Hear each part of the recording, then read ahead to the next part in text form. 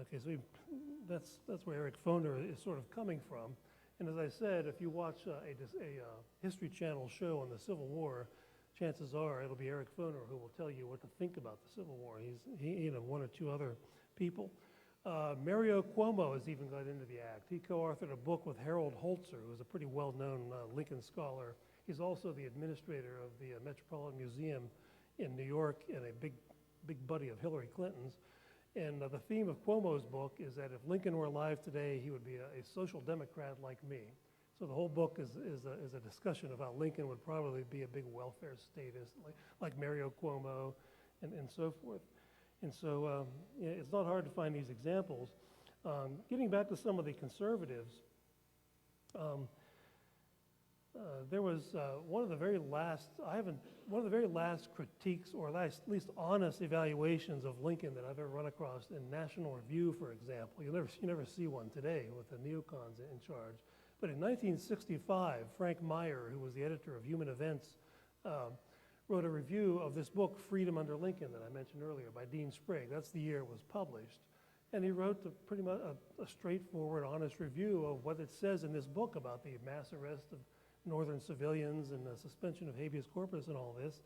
And then, of course, Harry Jaffa responded to that. He's sort of like the Minuteman of the Lincoln, I call it the cult, the Lincoln cult, he and his followers. Any criticism from anywhere, I'll get an immediate response. And after that, it got me to thinking maybe I should flip through National Review in the archives, which I did one afternoon. I spent there sitting in the library, and us professors get paid for doing this sort of thing, so it's kind of a scandal. But I failed to find any more critiques. That doesn't mean there aren't any, but I didn't see any after that. And so it got me to thinking, why is this? Why was it that in the mid-'60s it was perfectly acceptable to write critiques of all presidents, not just the ones, FDR and the ones that you expect National Review to be hypercritical of. But I think it has something to do with the conservative movement as it was founded by William F. Buckley Jr. And in one of my passages there, I quote Buckley in his own words from an old article from Commonweal magazine, where to fight the Cold War, he advocated this. These are Buckley's words: "The extensive and productive tax laws are needed to support a vigorous anti-communist foreign policy. We have got to accept big government for the duration of the Cold War, for neither an offensive nor defensive war can be waged except through the instrumentality of a totalitarian bureaucracy within our shores," end quote. That was William F. Buckley Jr. in 1952. So Buckley's view was always that we needed a totalitarian bureaucracy within our own shores to fight the Cold War. And so I surmise that this probably has something to do why they became less and less tolerant of honest views of what happened during the 1860s. Because after all, there was a totalitarian bureaucracy within the northern states during the Civil War. And it has ever since then served as a model to a lot of the conservatives. Not only, I don't think there's really anything neo about the neoconservatives. I think the conservative movement has always been like this. And if you took right out of the horse's mouth there, I'm not sure where this neo came from. Then another example I'll give you, my time is running down, because it's kind of an egregious example.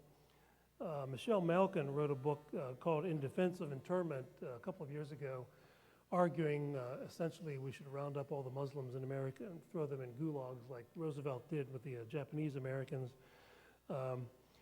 Roosevelt himself called these things concentration camps, but Malcolm calls them relocation centers.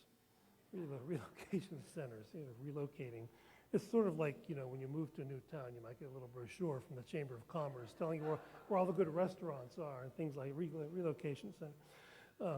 But one of the things she has written about this, she said, historically, civil rights have often yielded to security in times of crisis. During the Civil War, Abraham Lincoln suspended habeas corpus, which enabled him to detain thousands of rebels and subversives without access to judges, end quote. Therefore, we should do it. And of course, she assumes that they were all rebels and subversives, which they certainly were not. The grandson of Francis Scott Key was one of them. He was a newspaper editor in Baltimore who objected editorially to the mass arrest of citizens in his city without due process, and he too was thrown in prison in Fort McHenry of all places. And so it was almost business people.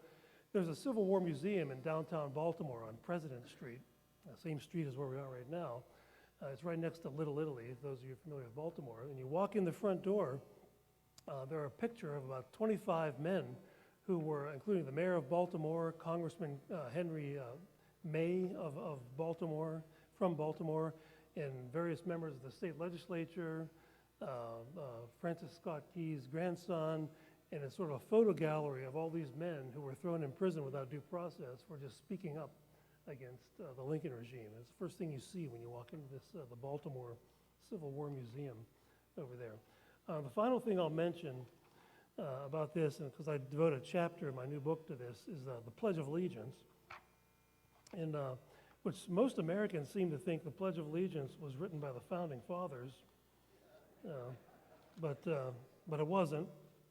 It was written by a New England communist who was a defrocked priest as well. He was defrocked, kicked out of his pulpit by preaching that Jesus Christ was a socialist, and he's the author of the Pledge of Allegiance, and his name was Francis Bellamy, and his cousin, he had a cousin who wrote a book looking backward. It's a fable about we wake up in the year 2000 and a socialist paradise exists, and we're living in a socialist paradise. And Francis Bellamy said he wanted to devote his career to achieving looking backward in a socialist paradise, and he thought the Pledge of Allegiance would be one way to do that, especially since they so successfully got the children in America through the public schools to recite the Pledge of Allegiance. And here's what Francis Bellamy said in his own words, was the reason for the pledge. He says, quote, "The true reason for allegiance to the flag is the republic for which it stands. And what does that vast thing, the republic, mean? It is the concise political word for the nation, the one nation which the Civil War was fought to prove. To make that one nation idea clear, we must specify that it is indivisible, as Webster and Lincoln used to repeat in their great speeches," end quote. So no divided sovereignty here, one nation. And of course that turns into executive dictatorship very, very easily. And there's a couple of websites on the internet with the history of the Pledge of Allegiance. You can just Google in Pledge of Allegiance and you'll find them. And there are photographs of how until the 1940s, American children were taught in school to raise their hand like this when they said the pledge.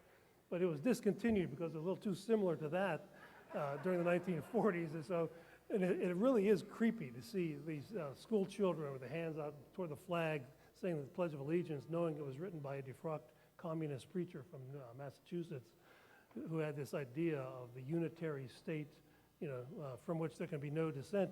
And of course, he being a socialist, he was a Christian socialist.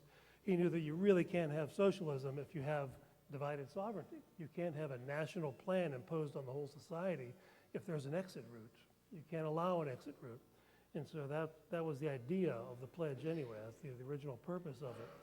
And so I think he too would qualify as an enemy of liberty, I would think.